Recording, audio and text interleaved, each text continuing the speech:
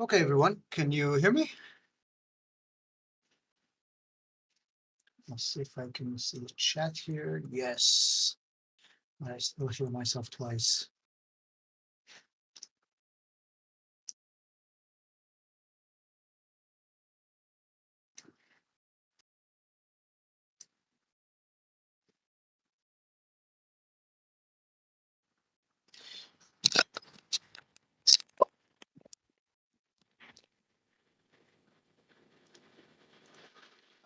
There we go. All right. Now I can't hear myself, but you guys can hear me. Is that correct? Yes. All right. All right. Apologies. It might take a second and there might be some faux pas. It's the first time I do an AMA on Discord. So, yeah. Um, all right. So, hi, everyone. It's really nice to be here.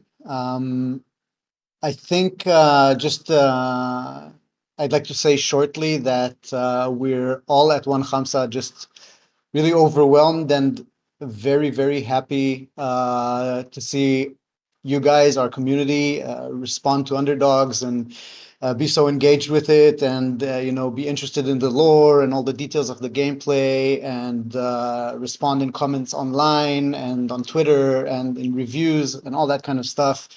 It's really been a pleasure. And maybe it's also a good opportunity to give a shout out to all our amazing playtesters who really helped us put this game together, make it public ready, and still continue to really help us with answering people's questions and making sure the server is neat and tidy and all that kind of stuff. So, yeah, thank you, everyone. And I think we can just start and see what happens. You guys can just write whatever you want to write in the comments here, and I will be happy to answer anything I can answer about the game or about One Khamsa or about anything. All right, let's start with Wendigo asking, what are we all planning to work on in the near future? So, we're planning to work on Underdogs for as long as we can. We had a bunch of things that we always wanted to do in the game and simply didn't have time to do for launch. And we just recently started putting a organized roadmap together. A lot of these things include additional content like weapons, enemies, etc., or additional game modes like challenges, a sandbox, these kind of things. And there's a bunch of things that we want to do that probably aren't going to be uh, very important to most players, but there's a lot of little balancing things we want to do. There's a lot of systems that we want to improve. There's a lot of physics that we want to tighten up. So yeah, that's the plan. We're going to keep on that roadmap for as long as it keeps us fed. Let me read through here. All right, so there's a question here about modding support. And I'll just say that we are actually talking about that. This is the live conversation that we're having at the studio these days. The idea of modding has a lot of appeal to it. And at the same time, Underdogs in general is a game that's kind of part of its charm, I feel, is that it is tight and coherent. So we're going to have to think a lot about how and what we want to open to modding, but that's definitely something we're looking at. And the second question I have here from, sorry, I can't see the name for some reason. It's kind of showing with three dots, I guess, because it's streamed or something. Um, the other question is if we'll ever add ranged weapons for the mech. And no, I mean, let's put it this way. We might add weapons that have longer ranges, and actually, we might even have one such weapon almost ready. But no guns, no missiles, none of that stuff. It's all about moving, fighting, bashing, smashing, that kind of stuff. Um, will there be DLCs for underdogs? Yes, definitely. Every update is going to be a DLC. In terms of paid DLCs, right now we don't have such plans. A game mode without permadeath. asks, again, sorry, I can't see the name here for some reason. Um, so this is a good question. Oh my God, I'm so behind on your questions. um, so I'll just answer about the permadeath thing. The game is a roguelike. You're supposed to die a lot, and we are supposed to make sure, as the game designers, that you get enough new stuff and new differences between your runs to make that death not be something that bums you out, but something that kind of says, "All right, fine, I'm ready to go again. Let's see what happens this time."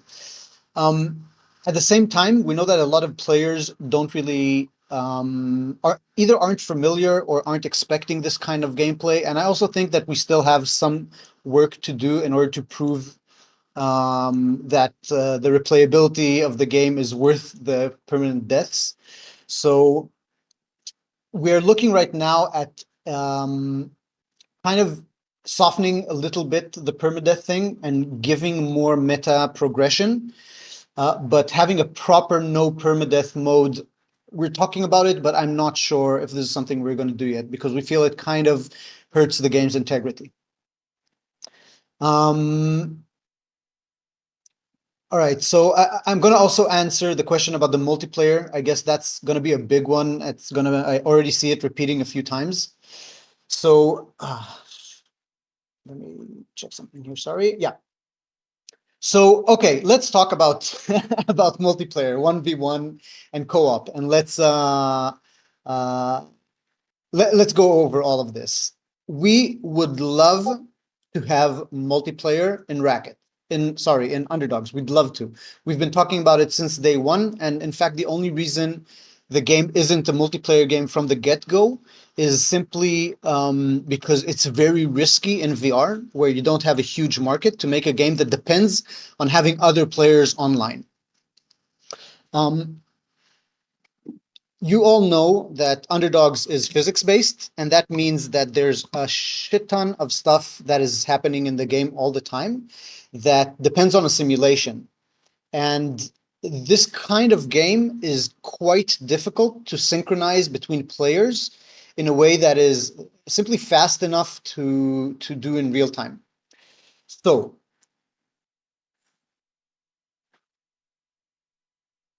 already this kind of puts the categories of PvP and co-op a little bit in separate buckets for us, because PvP, when you're fighting against someone else, it's going to be much harder to make the game fair and not laggy and fun because it's competitive. And while if we're doing co-op, it's a lot easier to kind of, if I don't see exactly what my partner sees, and I can kind of send that information online a little bit later, and there are a few mismatches between exactly how the enemy that I threw here landed on the wall between what I see and they see. You can stomach it. In PvP, you can't do it. So already there's a bigger chance for us. It's easier for us and um, more viable for us to do co-op. Will we do co-op? If we get into doing this kind of thing, the studio will have to go deep into its burrow for at least 6 months of production. That's kind of the internal estimations that we have right now. It might be more. This means a couple of things. First of all, there are a lot of things we need to do before that, a lot of updates, a lot of content. We need to give you guys enough to do while we disappear. And secondly, we simply need the funds to do it. We need the game to sell a shit ton for us to be able to afford to keep it without updates for 6 months or more. So to summarize the PvP thing, or the multiplayer, there's a better chance of us doing co-op than there is PvP, at least in the foreseeable future. And we will probably not get to that, at least in the next 6 months, because there are a lot of other features we need to do, and we need to create financial stability through the game so that we can take this kind of endeavor. I hope that answers the questions about that. Let me just scroll down here and see if there's something that repeats itself so I don't get bogged down by every single question. So yeah, we do plan on releasing the roadmap. Hopefully, you'll already start seeing some of that kind of stuff, some stuff that relates to the roadmap soon in the next update.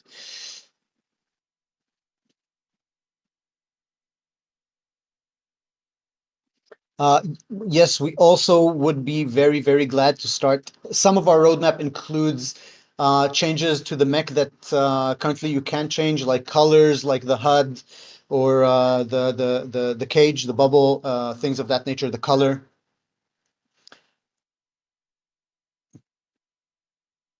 Mhm, mhm, mhm.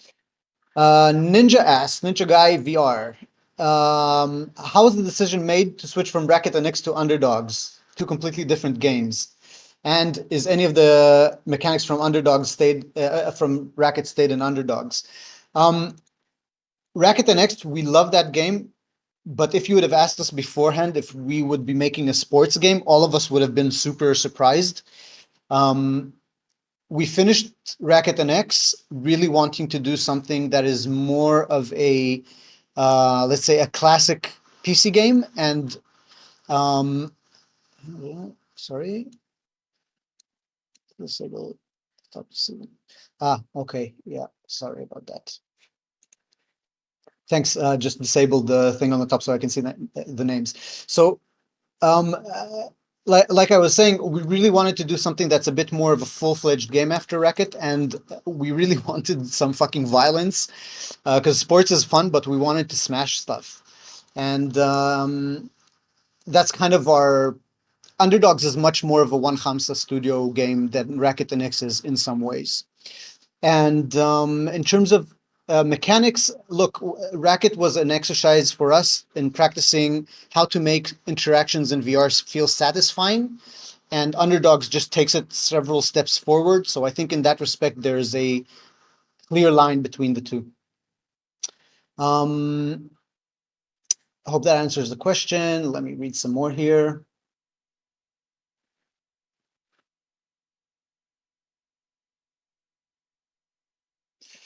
Um, I don't want to answer with your permission questions like how many weapons should we expect in the next update. Those are a bit too specific for me right now.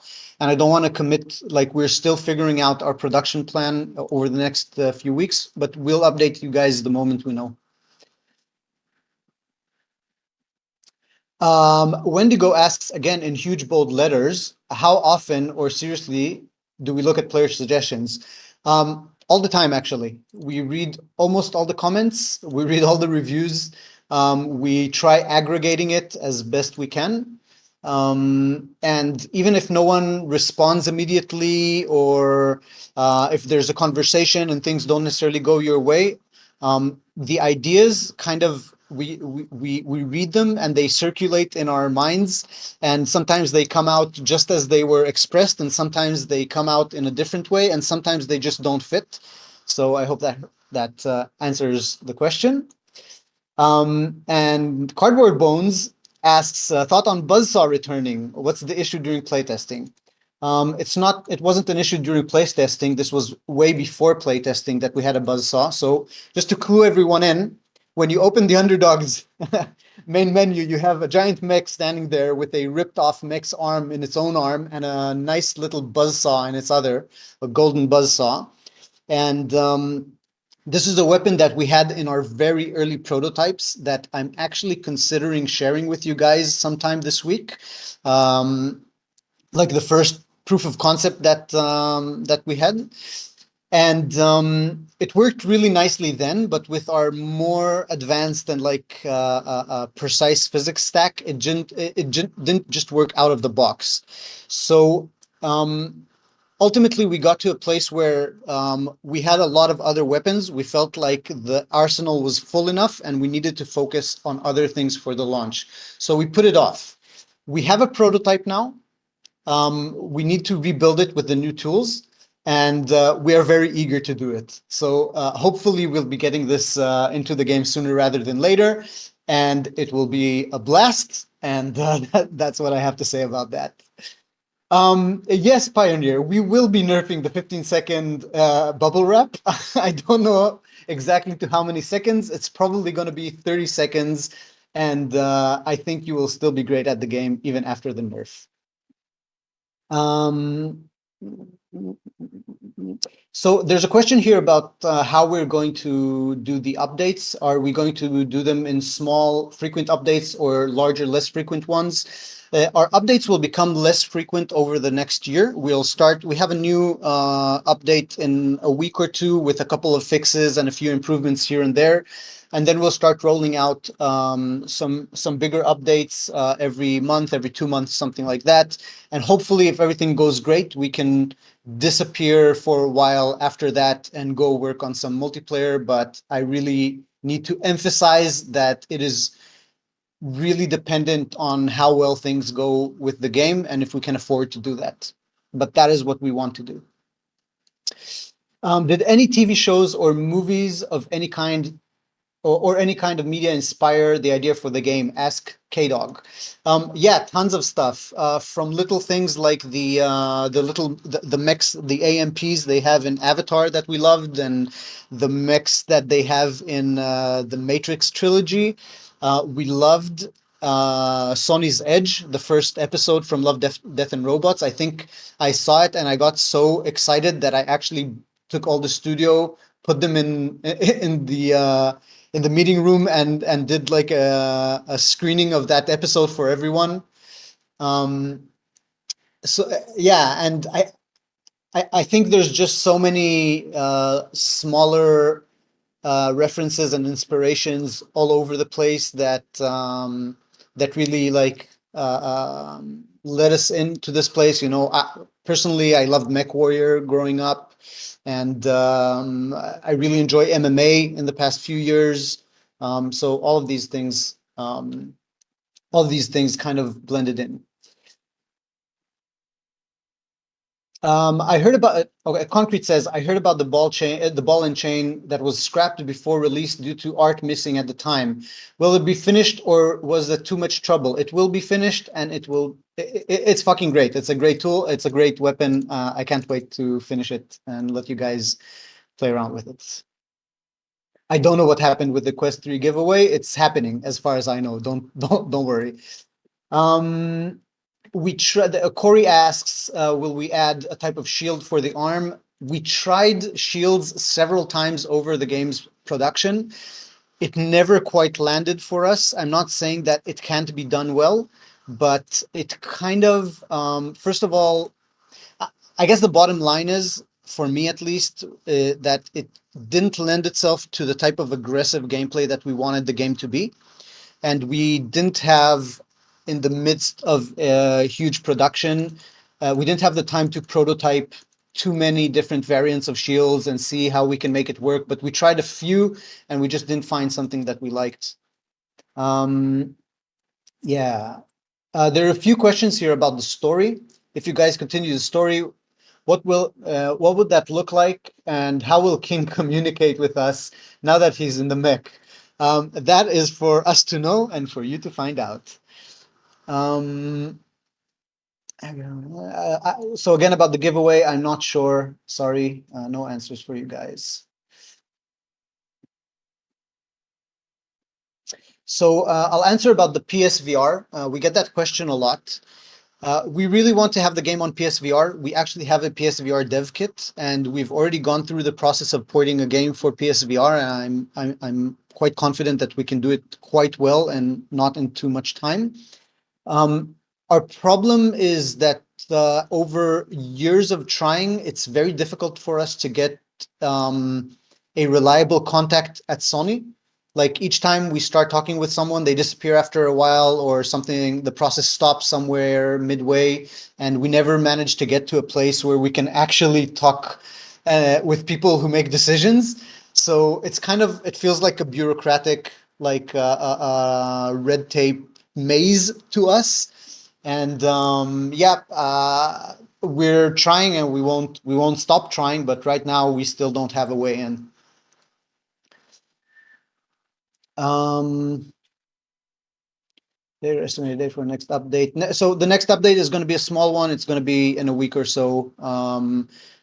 minor things, but from our assessment, things that kind of bother a lot of players in a bunch of ways. Will there be more story? There are a bunch of cuts. I saw a few questions of this.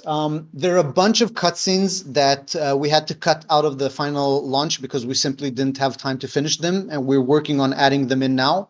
Some of them are some backstory of Rig and King. Some of them are some developments with Priscilla in Act Two. Um, there's also a ton of peripheral stuff like texts that we wrote, world documents, things like that. I'm starting to share those in the UDS lore channel. So if you're interested, please go over there. I'll be glad to, like, the more people are interested, the more I'll put effort into sharing these kind of things. And yeah, I mean, we really love the world and we like the characters and we like everything in the story. We know we left it on a cliffhanger. We know where we want to take it, and I hope we were able to. Yeah. Um, mm, mm, mm, mm. Okay, so the question about mechs is coming up a lot. Raring B700 is asking, what about different types of mech?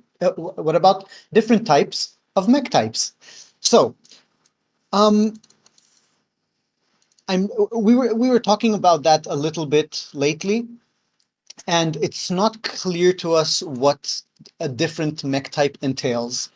Are we talking about a different locomotion scheme? Are we talking simply about different scales and cockpit size or distances, etc.? Are we talking about different controls? Some of these things make more sense than others. Um, we worked a lot to get the feeling of the mech in Underdogs just right, and I feel that there's a bunch of things that we did there that can't really stand variation because we found a sweet spot. So, for example, reach. If we have larger arms, they start really like grabbing onto things and feeling clumsy. If we have shorter arms, we just don't, we aren't able to estimate our reach right, and everything seems too close. So um, so it's not exactly clear to us what having different make types would mean. It's something we're interested in trying out, at least in terms of variation and just doing even small things that will make the game feel a little different. But it's really not something concrete and which we have a specific plan that we want to execute on our roadmap right now. So I hope that answers the question. By the way, if I answer stuff here and it doesn't really, it doesn't answer what you wanted to hear, just keep typing. I'll get to it. Um, will there be Rig voice actor in the subtitles? Corey asks. I love that question. I would love to. Look, voice acting has a couple of issues. First of all, it's the round trip time of this is quite long. So the time it takes from the moment we put the concept of the content together to the moment it's actually implemented in the game is quite long. It's hard to iterate on, right? Because we have to know more or less what we want to say, then we have to break it down into specific lines and sentences, do the recording session, process the voice, implement it in Fmod, put it back into Unity. It's a huge thing. Um, the other issue is localization. The more I rely on voice acting, the harder it is to convey other things to players that don't speak English. All that said, specifically having Rig in the tail is something that I'm really interested in doing. I would need the game to be quite well selling in order to be able to afford that kind of thing in terms of my time, in terms of finding the voice actor, paying the voice actor, all that kind of stuff. We really need to pick and choose the features, but yeah, I'd love that. Even though I have to say that there is kind of a charm to the fact that Rig never actually speaks. But yeah, hope that answers that. Let's see what we got.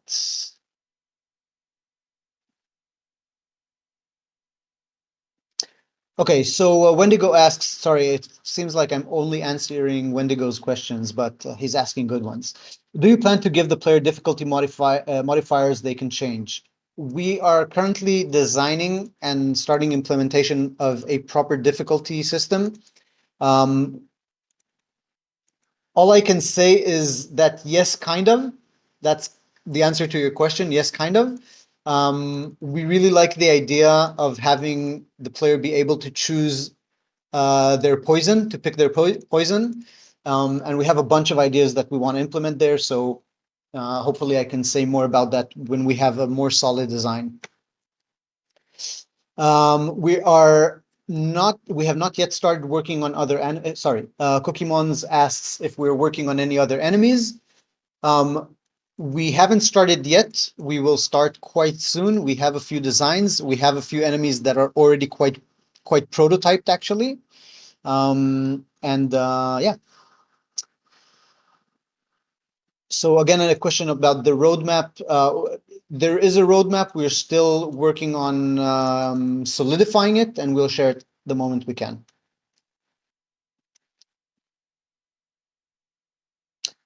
One second, I'm reading.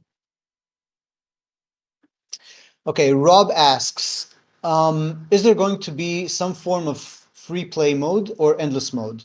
Not like a sandbox, but like a campaign with infinite days where all the encounters and enemies and unlocks are just in one big melting pot.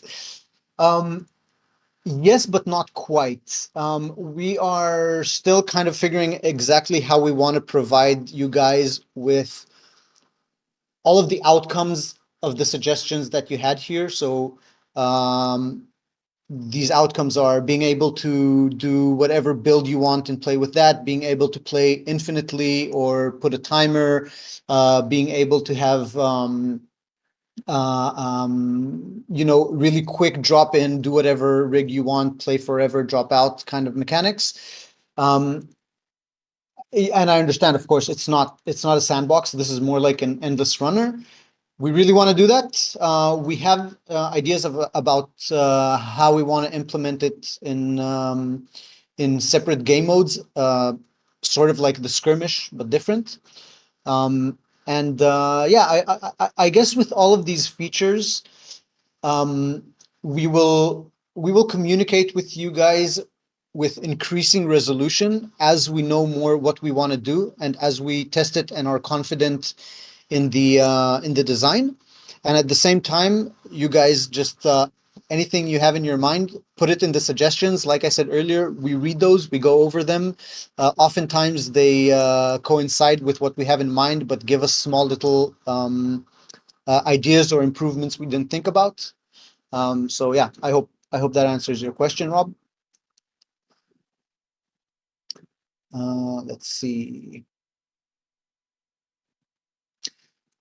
Polar asks, do you intend to add in cockpit cosmetics? Um, Yes, we want to be able to pimp your cockpit like a fucking brothel.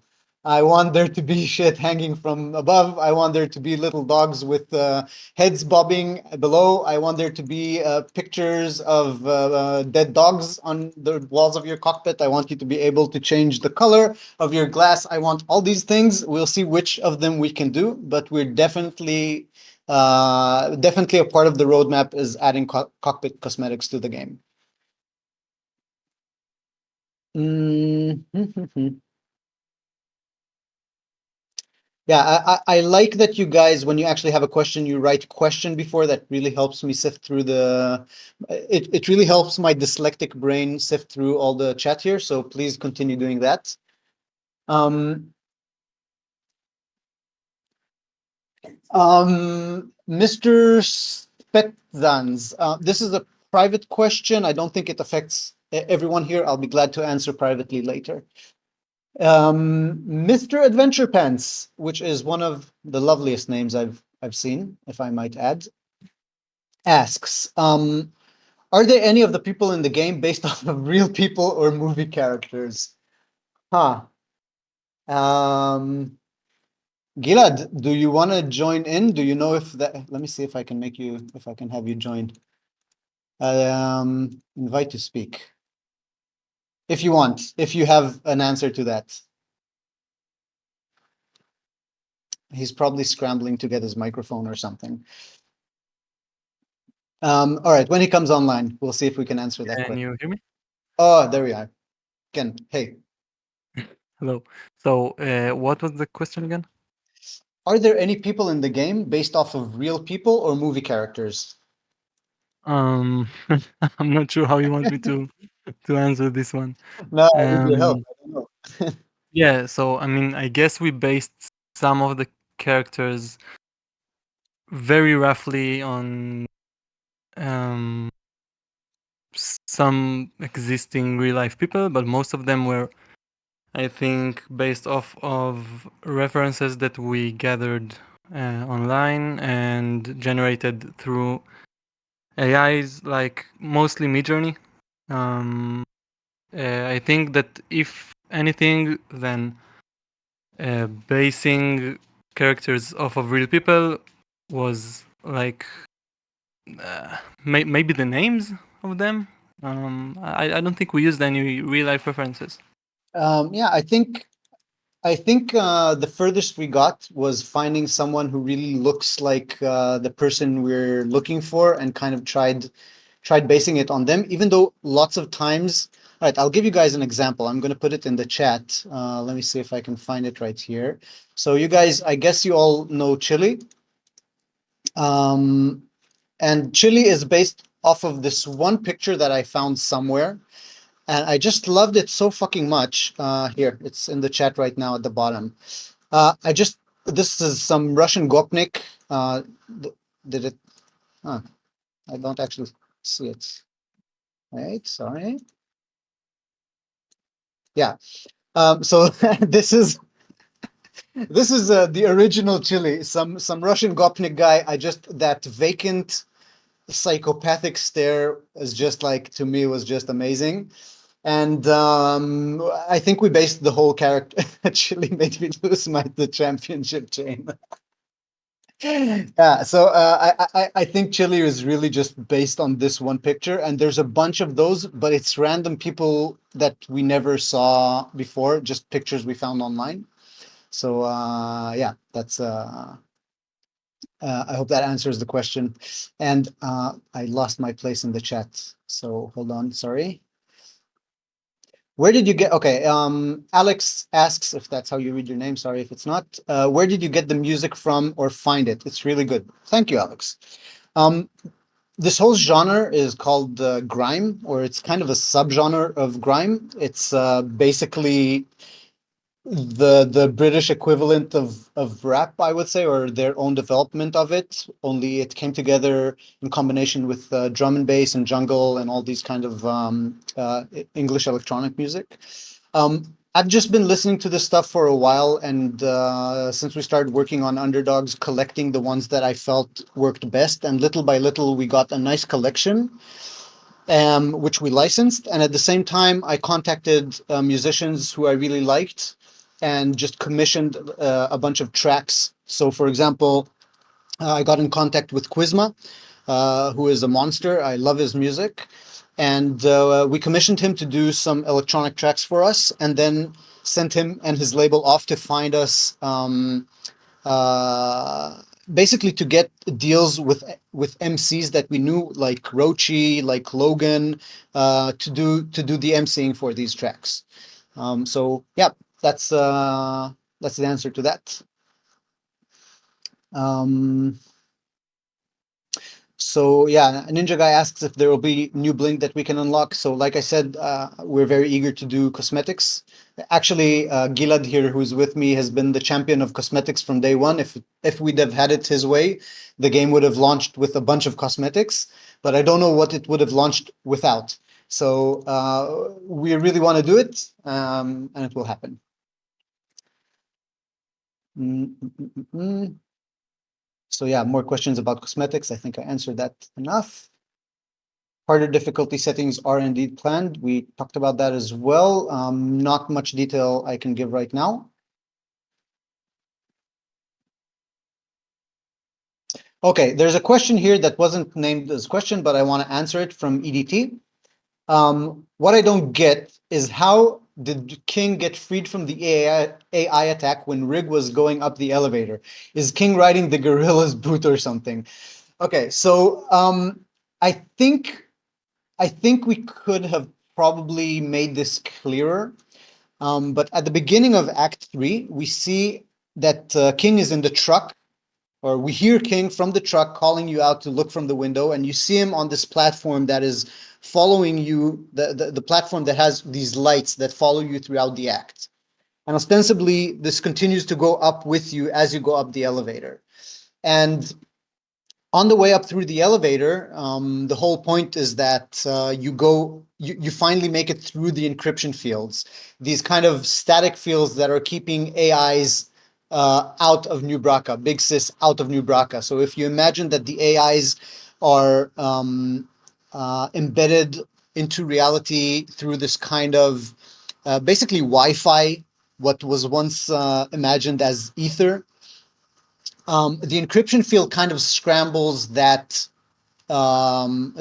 information field and prevents wireless external intervention into New Braca. And so the moment King passes through, Bixis can't touch him anymore.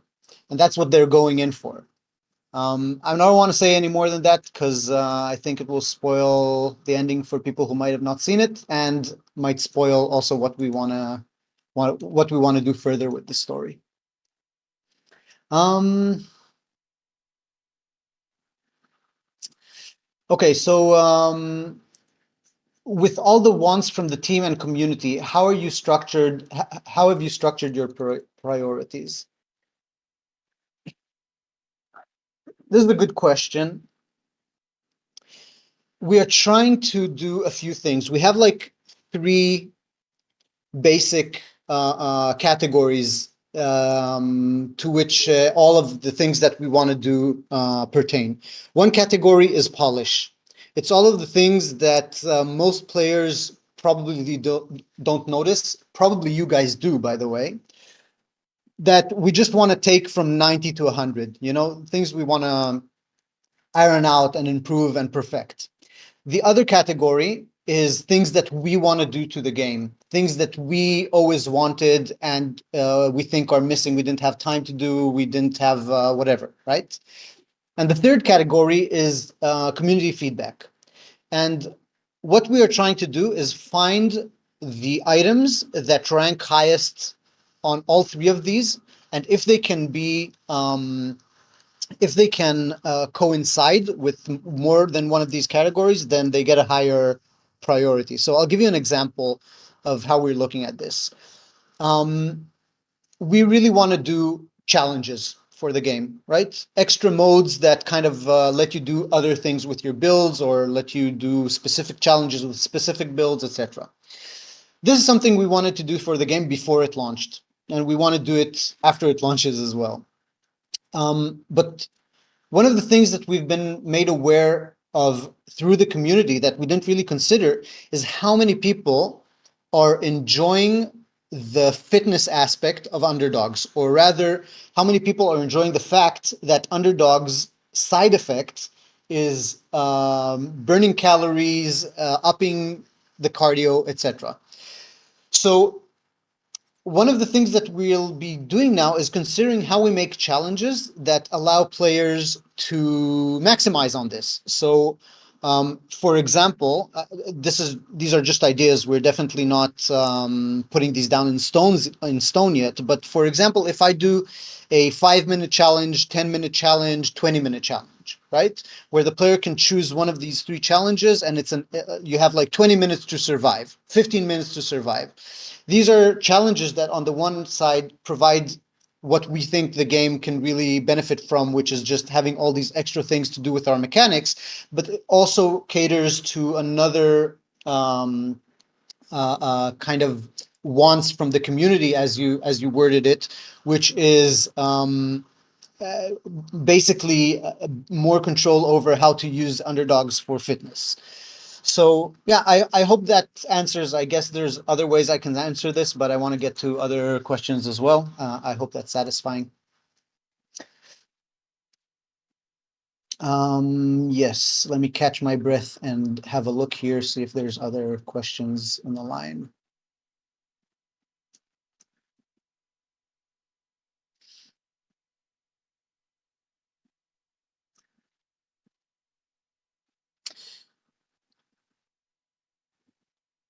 Wendigo asks if we plan to host beta tests. Not right now, as far as I know.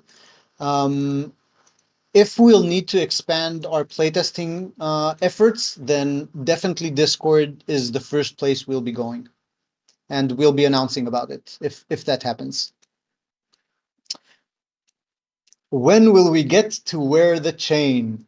Uh, Heckin Bible asks, when will we get to wear the chain? I can interpret that question in a couple of ways. I'll go on to another question, and if you can rephrase that more specifically, I'll answer it more specifically.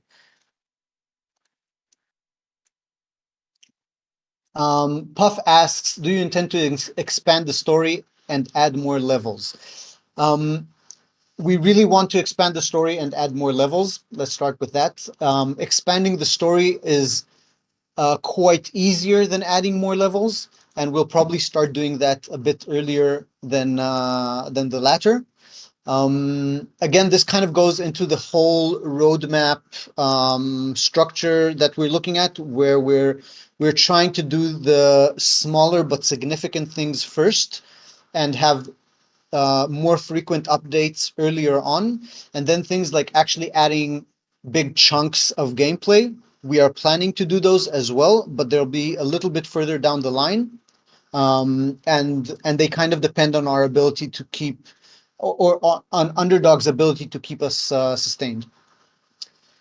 Um, yes.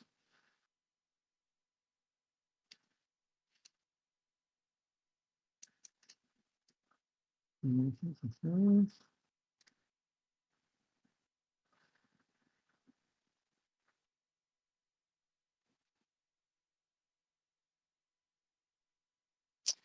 So Bridge Cow asks, what are some of your favorite suggestions? What suggestions do you think you might actually add?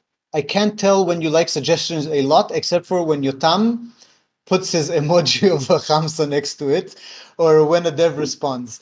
Um, I, I can't say off the top of my head which suggestions we like and which we don't. Every time there's a suggestion, um, every time there's a suggestion, it tells us something. Even if we don't say we want to implement this, it helps us understand what people are enjoying about the game and how the fantasy plays in their mind and where they imagine it can go.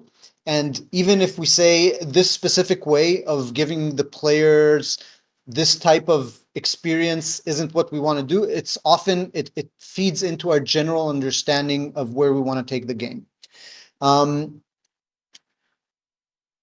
Yeah, and like I said earlier, the suggestions, there's a ton of them. You guys are very active there. It's great. We love it. But it also takes us time to digest everything. I can't tell you that I've even read all of the suggestions. Every one of us in the team kind of reads some of them, and then the ones that we particularly like, we kind of share with others, and other ones that we like, we just kind of keep in mind for our next design meetings. It's a kind of organic process. I can't give you a specific answer, a more specific answer than that, I'm afraid. All right, I finally got to my picture of Chile now. Now I can move on. Um, yeah, that guy would definitely scratch your balls wrong. Um,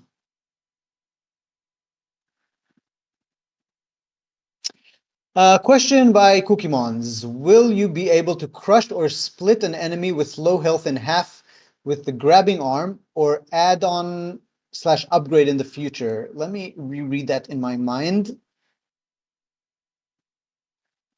Okay, so I'm not 100% sure what you mean, but I'll answer my best. We have a mechanic in the game called tearing. Tearing happens when an enemy is held in 2 points that are pulling them in opposite directions. That means if you're grabbing an enemy with two arms and stretching them apart, it means if an enemy is skewered on a spike and you're tearing them to the side. If an enemy is being held by an alpha dog's mouth and you're tearing them apart, anything that tears the enemy activates this behavior, and this behavior does damage. And ultimately, when it can kill an enemy. I would really like to have another round of improvements on that mechanism. I think there's a few things I'd like to do. First of all, I think it makes sense to have that mechanism do more damage if the enemy is has lower health. Secondly, I'd like an enemy killed by tearing to be broken up to as many fucking pieces as possible. And there's also some visual things that I'd like to do there. I think we can have a bunch of items that are specifically helpful for this kind of behavior, so that we can make builds with two grabbers a bit more viable. Um, yeah, I hope that answers. I hope that's what you were asking about, and that it answers your question. Wendigo asked, Wendigo, you need to give some other people a chance, man. If slash once we can pimp out our cockpit, will we need to buy the cosmetics with in-game currency, IRL currency, or other? Um, we don't have plans to add any in-app purchases right now, and if we ever do, you can bet it's going to be justified. Cosmetics, I don't know. That's not something we're planning right now. If we'll need to do it for some reason, we'll update you guys for sure. In terms of currency, we're still kind of considering which and what we want to do inside your run with cash, and what kind of cosmetics we want to be able to reserve for meta progression. These are systems that we really want to expand on. Like, we have a lot of ideas for how to make them super rich and deep. But I can't, I don't have anything more concrete than that to tell you right now.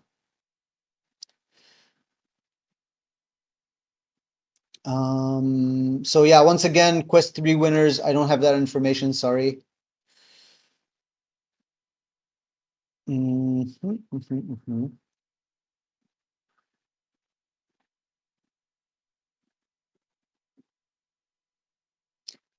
What the fuck's a dildo? I like that name though. Due to being a pain in the ass. What's a dildo, man? I want to make that weapon. Oh, hmm. I know exactly what the dildo is. Let's see if I can find it for you guys. One second, excuse me. It's gonna be I think it might lead somewhere good. One second. So there's this very old um drawing that I made that is definitely a dildo. Let's see if I can find it for you guys. And maybe we can come up together with what that kind of weapon might do in Underdogs, how it works, what its upside and downsides are. Um, let's see, I'm going over my old DeviantArt page. Hopefully I can find it here. Let's see. Hmm. Yeah, I'm not sure I can find it just now, I'm afraid. Or maybe it's just censored. Yeah, I think it's censored and I need to log in. It's gonna take a while. I'm gonna follow up on that. Uh, do you guys want me to look for it now? It might take me like 2 more minutes, or do you just want to keep going? All right, I'm gonna find the drill though. Let me log in here. I haven't logged into this account in so long. Yes. Now, show me the drill though. Um, there we go. There we go.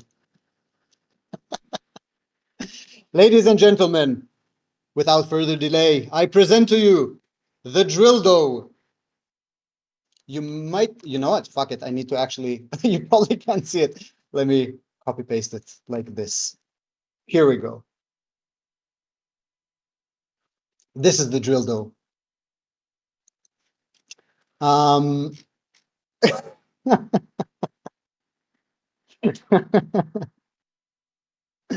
um, yeah.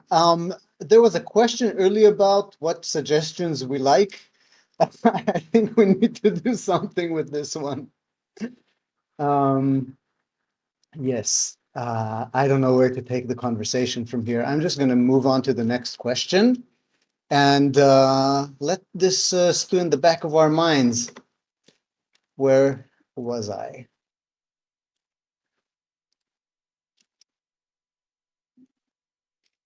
Mm,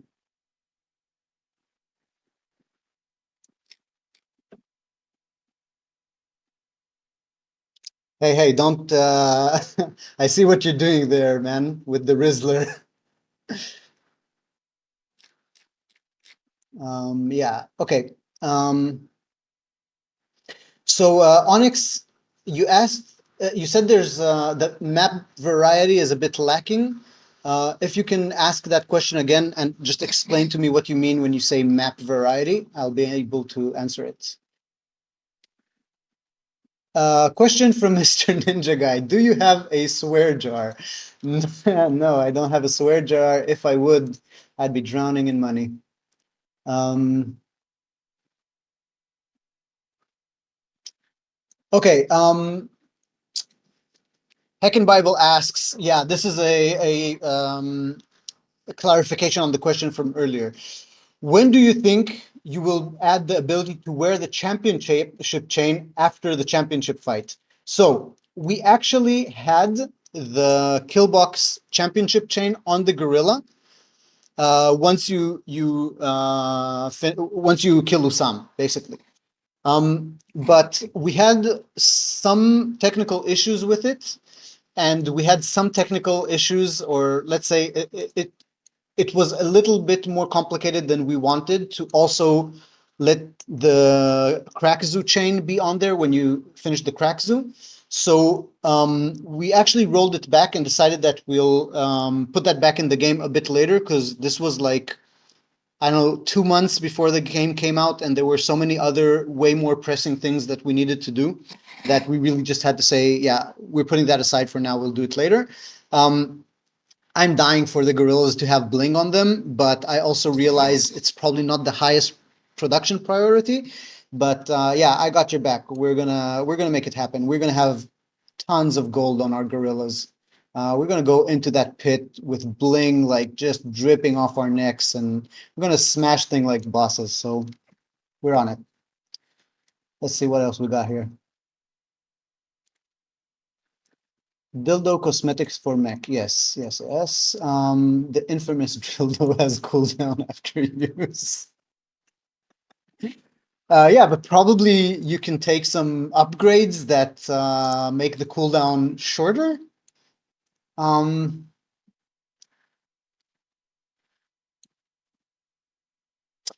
so there's a question from Sky Blue. Do you plan to add more levels slash bosses before slash after the wardens?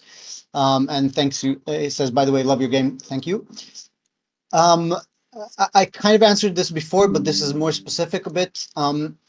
We have plans that we want to implement both for adding some width to the game before the wardens and for possibly adding a section to the game afterwards. Both of these things aren't something that we're going to be doing in the very near future, but hopefully we can get to this and start implementing those. Hopefully we can do it this year. You know, everything is kind of unknown to us still. It's very early on since we launched. We don't have a very good estimate of how long we can keep working on the game on yet. But we're planning to do these things, and if we can do it, then we're definitely going to. Mm, find the dildo. Yes, yes, yes. I found the dildo. Okay, I'm post dildo chat now. Um,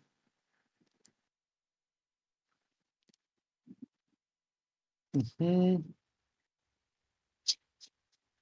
You guys are sick. Oh, thanks, Mendigo. Question: Can you add a new weapon called the? Oh, come on, man! I already saw that one. Um, okay, so there's a question here about ranged enemies. I saw that twice already. I think ranged enemies are a very interesting concept. I think specifically the idea of having to dodge things while you fight other enemies can add an interesting element to the combat, and it's something that can be integrated horizontally to combat, meaning it's not just an interesting enemy. It's an enemy that might make interactions with other enemies more interesting as well. Um, we also really want to make sure that every enemy interaction is physical. So if there's an enemy that shoots ranged shit at you, we probably want that to be projectile. We probably want that to be something that has physical impact. Maybe it's something that you are able to strike down with your hand or divert to send in another direction. Um, yeah, that those are things we're thinking about. I think, and I think that we'll probably end up trying or prototyping some of these. Question: What's your go-to opening taunt when you enter a round? Huh. Um, Good question. Man, you want to know the truth? The truth is that we've been working so hard over the past few months, and we've been so like caught up in the launch since we launched that I haven't had a second to play the game in weeks. So I don't know what my opening taunt is when I enter a round. I haven't done it in a few weeks, but when I do, I'll get back to you on that. Um, yeah, Clear asks, what's your second favorite game after Underdogs? Come on, man. You know I can't say anything other than Racket and X, right? That's my second favorite game after Underdogs. There's no question. By the way, if you guys haven't tried Racket and X, then this is our first game. It's a sports game. Um, I love it. I think it's a game that, first of all, feels well. Like the physical feeling of hitting the ball is satisfying, and also I think it's a real sport in the sense that there is an infinite level of skill that you can aspire to and improve at, and some of our players can just show you how far they take it. It's insane. And if you like underdogs, then definitely just like look at Racket and X on Steam or on Quest. Wishlist it if you're so inclined. I'm sure we'll have like sales and stuff over the year if you're not if you're not sure. But yeah, yeah, think about it. I really do like that game. You know. Another question. Rob asked, going off the size ratio in the photo of the Trildo, will there potentially be upgrades which alter the size of weapons? Um, First of all, I think the dildo will be ridiculous from the get-go. I don't think there will be upgrades that alter the size of weapons. Um, and yeah, I'm answering you seriously. I don't know if you meant it seriously, but yeah, scaling weapons is tricky because when they're too big, they actually. I was going to say they actually don't fit, but sorry. When they're too big, they're actually not necessarily that fun. And I think I think you can see it with the bomba, where it's kind of on the edge of what's comfortable to maneuver and what's comfortable to control. And when we make things significantly larger than that, it starts being really clumsy. So yeah, that's a serious answer to a questionably serious question. Yeah, Onyx clarifies his question about the map variety, saying almost all of the areas are just circles with a bit of random stuff. Are there plans for arenas with different shapes, walls in the map,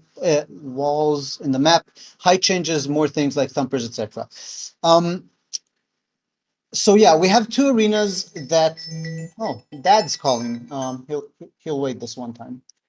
Um, we have two arenas in the game that are, like you say, more like circles with random stuff in them, and one, or sorry, we have three arenas like that actually, and we have one arena that's a little bit different. I don't know if you've reached Act 3 or not. I don't want to say exactly what it is, but for us, that was a chance to try something different. I think it works well, but I think we also learned a bunch of things from what might work well in arenas that aren't just circular stuff with random shit in them. I really hope that we can get to everything we want to do on the roadmap. And definitely one of the things we want to try for is adding some gameplay in non-circular arenas. So I hope that answers the question. Alex asks, what headset, guys, if you want to ask a question, it really helps me if you put the word question before it. It helps me spot the message. Alex asks, what headsets did you use while making the game, and what headsets do you think are the most fun to play on this game? I can only answer for myself. Well, first of all, the development headset we used are almost all exclusively Quest 3. They're super comfortable. They're very reliable. The resolution is great. We love those. Towards the end of production, where we were focusing more on performance, a lot of the team moved to working with Quest 2s as the minimal device that needs to run the game. So we were working a lot with those. And for me, playing Underdogs, I just like standalone Quest 3. That's my favorite. Even though PC has some like playing with Steam Link has some advantages, but yeah, that's my personal favorite. Um, Raring asks, "What about flying enemies you can punch out the air?" The answer is yes. Stay tuned. Mm, oh, I'm actually at the end of the. That's nice of the chat. Um, okay, so Deloused, which also a very nice name. He's asking, is smashing your hands together with Quest 2 controllers intentionally difficult? I feel you have to get dangerously close to smashing your controllers against each other when you do it. That's an interesting point. We'll look at that. We have some scaling to how close your hands are, how close the mech hands are compared to your real hands when you're getting close to the center. I think we still have that working in there. We might have taken it out, but I think we still do. Like I said earlier, most of our playtests were happening on Quest 3, and by the time we were playing with Quest 2, we were already so adept at the game that maybe this is something that we missed. Um, so yeah, thanks for bringing that up. I'm gonna write that down so I don't forget it. 1 second. Is there anyone else, by the way, who came across this? Like who feels like banging the mech arms together with Quest 2 comes dangerously close to. Okay. Yeah, but you asked the question, man. I know you felt it. Okay, okay, cool. Um, all right. Thanks. I'll look if we can improve that. Low Low Spell asks, when are you going to fix index support? You're going to have to be more specific than that. Steam Workshop. Rob asks Steam Workshop question mark. Also, I'm not sure what the question is here. I already answered about multiplayer. Sorry, there's also you can see the answer in the FAQ. Okay, so Alex asks a follow-up question. Would you be able to add the ability to push off or climb walls? This is something that Underdogs actually, some of the original ideas were more about climbing. Um, I don't know how much we want to get into that kind of stuff with the game right now. We feel like we have a very solid base level of mechanics that we're happy with, and that we feel that we're far from exploring to the fullest. And additionally, vertical motion is significantly more difficult to make in VR without motion sickness than horizontal movement. So that presents some more difficulties. Yeah, it's in the back of our minds. I don't think it's super likely, but never say never. Mm,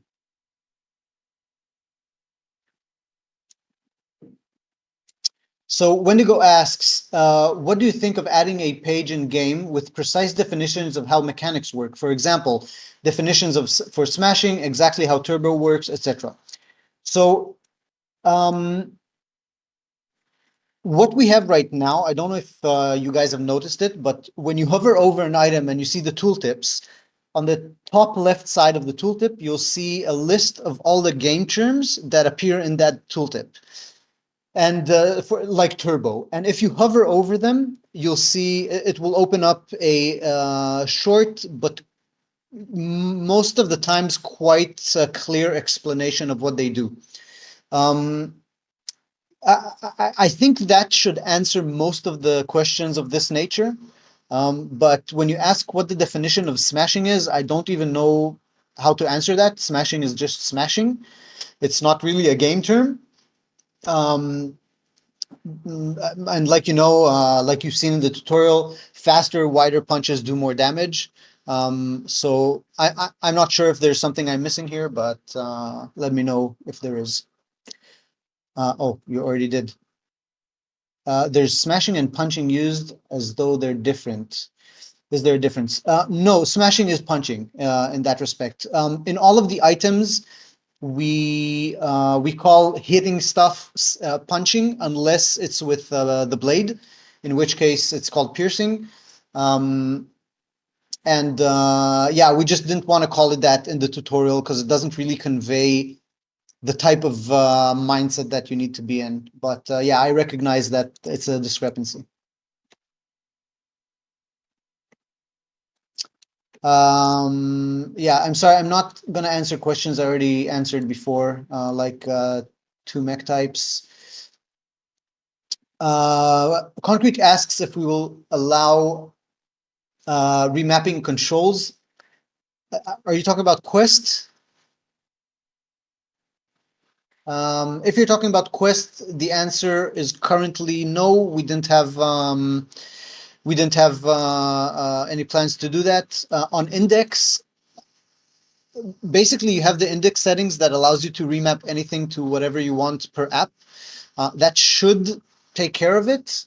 If there's anything else, you can DM me later or write it in the UDS chat, and we'll look at it.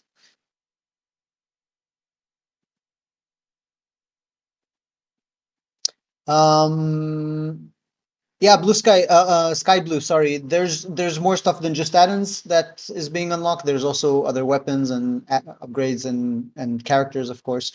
Um, by the way, I feel like we kind of answered lots of questions about what we want to do with the game in terms of features going forward. I would really love talking with you guys about lore and about characters and things like that. If you have questions about that, I'll make the AMA a bit longer, but I think otherwise we're kind of getting to saturation here. So let me just finish the chat right now and see if there's anything else. Yeah, no zero gravity arena, Wendigo. Sorry, too many things can go wrong. Maybe if we do modding.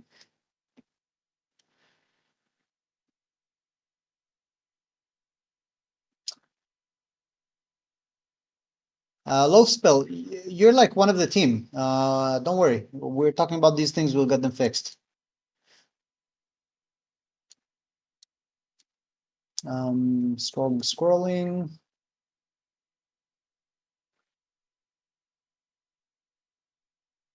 Okay, so the clarification Rob has about the Steam Workshop is the question is there going to be Steam Workshop support where you guys can create weapons, enemies, game modes, etc. So, like I said earlier, modding is something we're very actively talking about right now.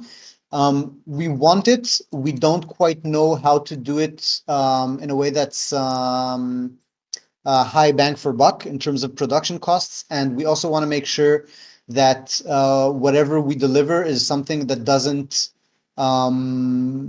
break the game in the bad sense of the word. So yeah, that's my answer. Walker Dev asks, what inspired the settings slash character designs? It's very rare to see settings like this, and the first notable time I've seen it in VR. Um, this is a world that we've been working on for a very long time. We started, I think, before 2018, some of the basic concepts. And the original idea that we were looking at is we were creating a world where we could explore the question of safety versus freedom or prosperity versus freedom.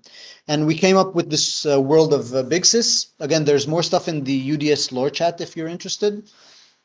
And Big Sis is basically the name of a collection of interconnected AIs that humanity has kind of given the reins to, right? So, like, what people should be working on, how to manage resources, how to do logistics, supply chains, all these kind of things have been outsourced to these AIs, and little by little, more and more of people's personal life decisions get go to this AI network to Big Sis, and and on the other side of that we have New Braka, and New Braka is the opposite of it. It's completely disorganized, and if the world outside Big Sis's world is all safety, no freedom, New Braka is all freedom, no safety, right? You leave people alone, you let them manage themselves, you put all the psychopaths in one place, and you get an absolute mad zoo. So the game world started like that. We really wanted to make a modern version of Cyberpunk that doesn't go to like these 80s style keyboard decks and punks and looks more at like proper fucking gangsters and people you actually don't want to meet in the street and proper low life and all the ideas of cyberpunk, but with our current understanding of what the future may be. And yeah, a lot of inspiration from every single type of criminal organization in the world. You know, mafia, yakuza, cartels, gangs in ghettos in America, Arab gangs here in Yaffo where I live, all of that kind of stuff integrated in there, trying to do a world that is fucking hardcore and doesn't pull punches and doesn't nerf corners and lives up to a modern definition of cyberpunk. That's my that's my spiel. I hope I answered your question. Sorry if I got carried away. Let's move on and see what else we got here.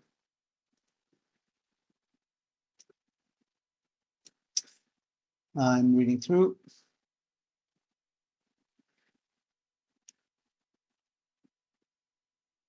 Bratty old H. I'm not going to be answering like super specific questions. This is important. If you can post it in the bugs, we're definitely looking at all this kind of stuff. Onyx asks if we have plans on settings that replace your hands with your in-game hands with real pass-through hands. No, I don't want to do that. We're a VR game. The whole thing is making you throwing you into a different reality. You are now someone else. And I think that keeping this reality separate from our own reality is part of Underdogs. We're definitely interested also in ideas of MR and things like that. But I think for Underdogs, we really want a hermetic experience.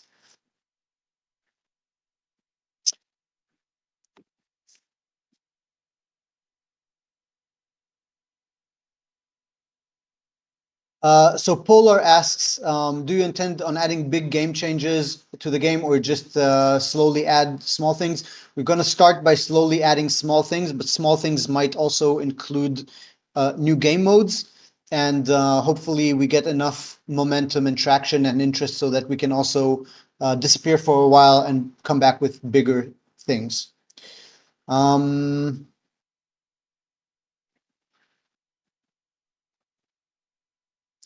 yeah, I'm sorry, I'm skipping questions that I've already answered before. I'm gonna try wrapping this up a little bit. Um,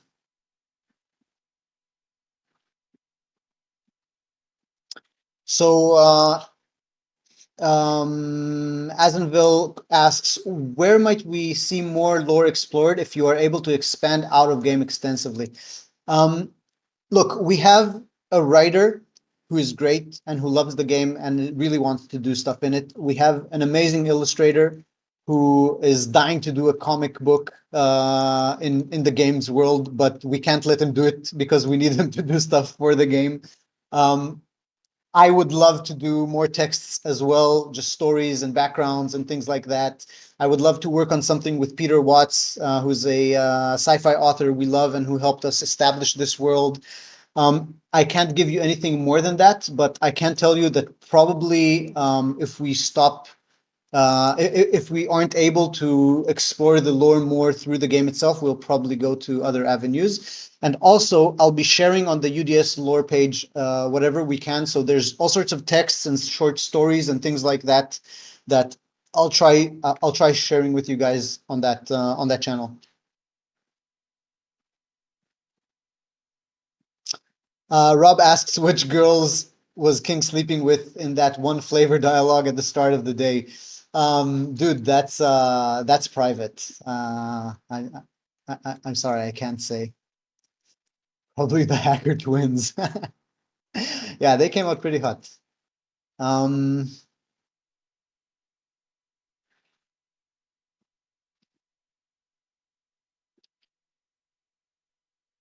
any shout outs to the work the team put in that you don't think players can really see? Um, yeah, sorry. Cardboard Bones asks if there are any shout outs to the work that we did that we don't think that I don't think players see. There is so much happening under the hood, um, with the physics, with the systems that run all of the tail, the stuff that happens outside of combat, with um, with the different objects, with the king prompts, with the logic of every one of the events, with the 3D art, with everything. There's so much stuff under the hood that isn't seen. Um, if there's one thing that I'd like to call your attention to, is like we put there's lots of small little shit that we put in the items quotes at the bottom. That if you're looking for more stuff to chew on, we put in a lot of things there. But yeah, either than that, most of the stuff that the team did that players can't really see is all the stuff that makes the game just work, and you know, when the work is done well, no one knows it was done at all in these senses. So, yeah. Um, yeah, maybe it's a good opportunity to say in general, like, I can say this because I'm not part of the technical team. I come from the art side.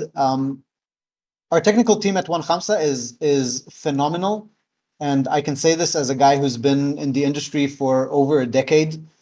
We have some of the best engineers I have ever worked with, both in terms of talent and in terms of vision and in terms of just perseverance and faith, which are just as important as the other parameters. And this game really I think really shows just how talented they are. And so here's a shout out to all our tech team. Um, absolutely, absolutely phenomenal. Um, does the big man eat the girl? No, it's his daughter, man. Doesn't eat her, but they are cannibals. So yeah, there's a whole thing with Caveman Land where Gobro is, and that's also by the way where Miss Scop is supposed to be and where the 9-year-old army is. There's a whole thing about Gobro and his cavemen there that we didn't really get to explore in the game so much. They are definitely cannibals, and but no, he doesn't eat his own daughter. Um, Edit asks, how many artists did you go through before you settle on the amazing artist you have now? I only went through one, but that is because I went through hundreds of others for literally months that I didn't even want to work with before I found Malshin, who's in here in the chat, by the way. What's up, man? Um, yeah, so we literally looked for an artist for months. We found one, we tried, it didn't work well, and then we spent more months looking for an artist until we found Mauchin. And even then, it was super lucky because it was just at the right timing for him and for us. And yeah. Um, Walker Dev asks if we can talk with the casino girls. No, their names are. Let's see if I can remember. Um, Fuck, I can't. Let's see if One I is can find Swati, I think. Swati and something with a C. I can check. Yeah, check for us if you can. That would be nice.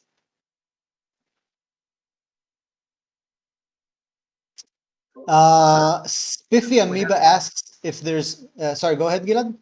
no, we have Chansey, which is the man. If Yeah, I'm the guy is called Chansey. yeah, I don't think we have a name for the other one. No, we did for sure. We used Swati to and in the original version. Yeah, yeah, we had a bunch of lines for them that were nice too. yeah. All right. So a question from Spiffy Amoeba: is there something like a cutscene reviewer or plans to add one? You mean like a quick menu that takes you directly into cutscenes? Um, yeah, I'm gonna skip the spoilers, even though I think most people here probably played it to the end. Um, what would okay, this is a good question. Mr. Adventure Pants asks, what would happen if you drank the blue liquid in the repair kit?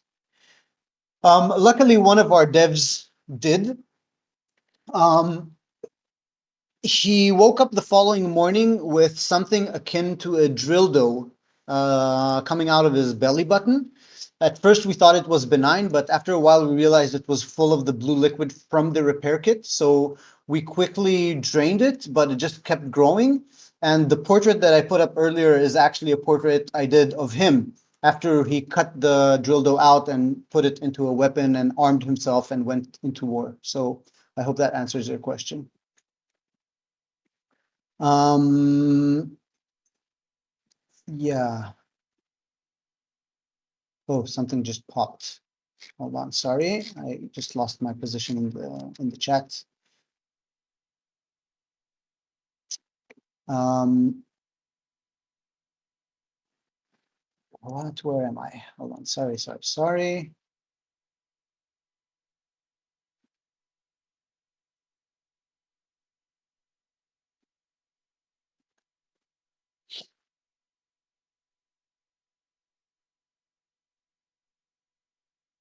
Mm, okay. I think we're kind of done. I'm gonna leave room for one last question if anyone has one, and I think we'll wrap it up. So I'll give you guys a moment.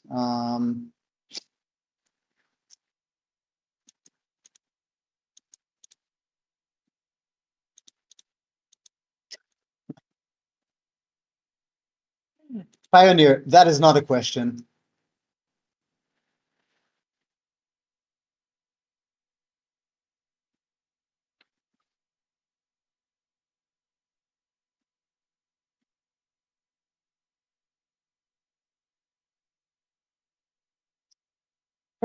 Yes, we've considered not nerfing it, and we've decided to nerf it. All right. Uh, okay, so I'll answer these last three questions, and that's it. Um, Will there be a way to replay levels? Replay levels, you mean you die in combat and you start from that very first, from the beginning of that very same combat? Is that the question?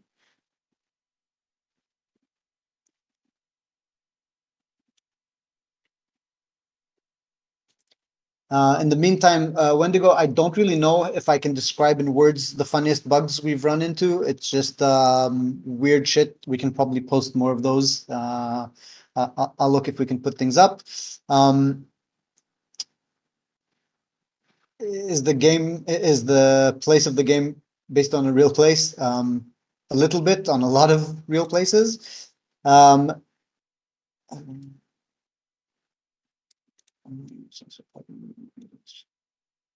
I don't have an answer for you, DFA Silly. Sorry. Maybe you can ask it in the chat, and one of our developers can help with that. And last question from Alex. God damn it, man. Oh, you meant something else. So just a sec, Alex. When you complete the game, can you replay levels without restarting the entire run? No, that's not something we are considering doing at the moment. And last question, last question. Um, Alex asked, could you add a mode just to tinker with weapons and spawn enemies for practice? That is what we call a sandbox mode, and we're starting to look at doing that really, really soon. Okay, guys, I am out of breath. I had a ton of fun, and let's do it again sometime. Thank you all very much for the questions, and thank you for just being so great. I love reading the chats here. I love sharing things about the games with you guys. And I'm really eager. I think I can speak for all of the team when I say that we're really eager to keep putting more content into Underdogs and expanding the game and expanding the lore and really giving you guys just an infinite amount of things to chew on and to keep playing with and iterating on. Um, like I said in to separate people, like this is something we want to do for as long as we can, and yeah. So thank you again very very much, and I'll see you guys in the next AMA. I'm gonna disconnect now. I hope it doesn't disappear the chat. Let's find out.